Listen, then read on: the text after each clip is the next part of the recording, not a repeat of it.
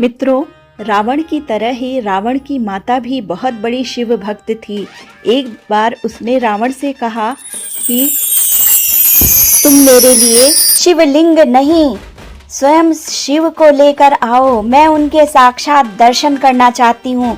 रावण हिमालय पर जाकर शिव की तपस्या में लीन हो जाता है। तपस्या से प्रसन्न होकर शिव कहते हैं, बोलो तुम्हें क्या चाहिए, मैं तुमसे प्रसन्न हुआ। तब रावण अपनी माता को याद करते हुए जैसे ही शिव जी से वरदान मांगने वाला था, तभी उन्हें पार्वती जी दिखाई देती हैं। वह उनके रूप यौवन पर इतना मोहित हो जाता है कि वह अपने माँ के दिए हुए वचन भूल जाता है और शिव जी से कहता है कि आपके वरदान स्वरूप मैं इन्हें चाहता हूँ। आपने मुझे वचन दिया है, आपने परम भक्त को वचन दिया है, आप ना नहीं कर सकते। मैंने आपको अपना शीश अर्पित किया है। यह सुनकर शिव को कुछ अजीब लगता है और पार्वती जी भी बहुत असमंजस में पड़ जाती हैं। हे महादेव, संकोच में क्यों डूब गए? अपने वचन को पूर्ण करने हेतु इन्हें मुझे अपने साथ लंका ले जाने की अनुमति दीजिए। तब शिव जी रावण से कहते हैं कि जैसी तुम्हारी इच्छा। शिव जी तो वचनबद्ध हो चुके थे, इसलिए उन्होंने पार्वती जी को रावण के साथ भेज दिया। पार्वती जी ने सोचा कि चल दुष्ट, मैं तुझे इसका अच्छा परिणाम दूंगी। फिर दोनों जाने लगे। तब रावण कहता है कि आइए, मैं आपको अपनी स्वर्ण नगरी में ले जाने के लिए बहुत आतुर हो रहा हूँ। हे सुंदरी, अपने पैरों को क्यों कष्ट देती हो? आओ मेरे विमान में बैठ जाओ, हम तुरंत ही लंका पहुंच जाएंगे। पार्वती जी कहती हैं, अरे नहीं नहीं, मैं तो लंका तक पैदल ही जाऊंगी, क्योंकि मैं प्राकृतिक सुंदरता का आनंद लेना चाहती हूँ। अगर मैं विमान में बैठ गई तो हम लोग तुरंत ही लंका पहुँच जाएंगे। रावण कहता है कि ठीक है, आप पैदल ही चलिए, मैं भी चलता हूँ। फिर दोनों पैदल जाने लगते हैं।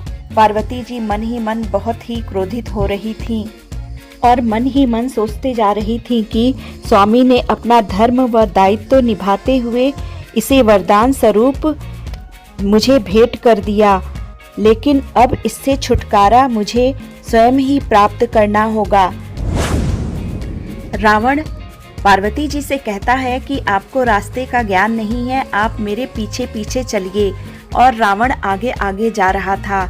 तभी पार्वती जी को रास्ते में एक मेढकी दिखाई देती है। सहसा उनके मन में एक विचार कौंधता है।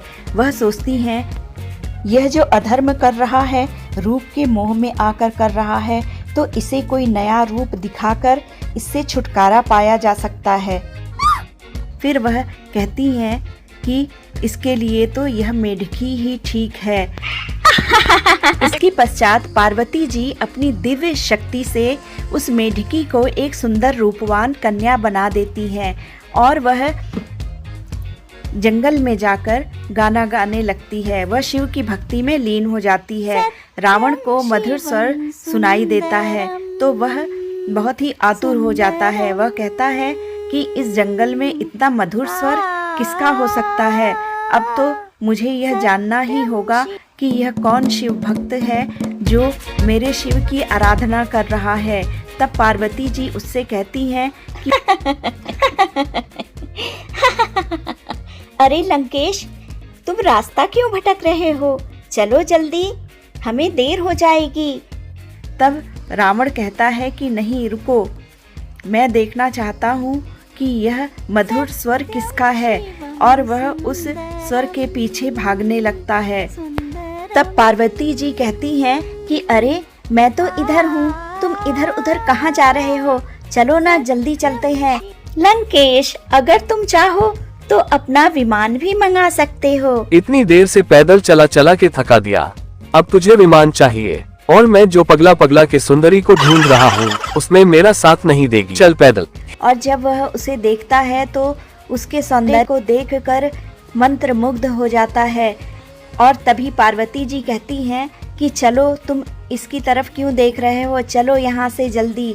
तब रावण को लगता है कि शिव जी ने उसे ठग दिया है और पार्वती के जगह पर किसी और को दे दिया है और वह यही सोचता है कि यह अद्वितीय सुंदरी ही पार्वती होगी और वह उससे बातें करने लगता है। वह सोचता है कि मेरे साथ छल, रावण के साथ छल। वह उससे पूछता है कि ये सुंदरी तुम कौन हो?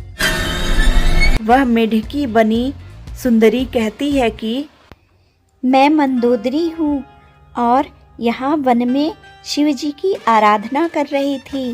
तब रावण उसे देखते हुए कहता है कि अरे तुम तो बहुत सुंदर हो और ये तो अद्वितीय सुंदरी है, लगता है पार्वती यही है। महादेव ने मेरे साथ छल किया है, तभी उन्होंने मुझे तुरंत पार्वती को दे दिया था और यह स्त्री भी मेरे साथ चलने को राजी हो गई थी, क्योंकि यह पार्वती है ही नहीं, पार्वती तो यह है। फिर वह मंदोदरी से कहता है कि यह चलो, मैं रावण हूँ, मैं तुम्हें अपनी रानी बनाऊंगा और तुम सोने के महल में रहोगी। तुमने मेरा मन मोह लिया है, तुम मंदोदरी नहीं, तुम मुझसे झूठ बोल रही हो, तुम पार्वती हो, पार्वती तुम ही पार्वती हो। पार्वती जी मन ही मन खुश हो रही थी और सोच रही थी कि चलो मेरी यह चाल कामयाब हो गई। और फिर वह मन ही मन सोच रही थी कि छली कपटी कहीं के, तू मुझे छलने चला था।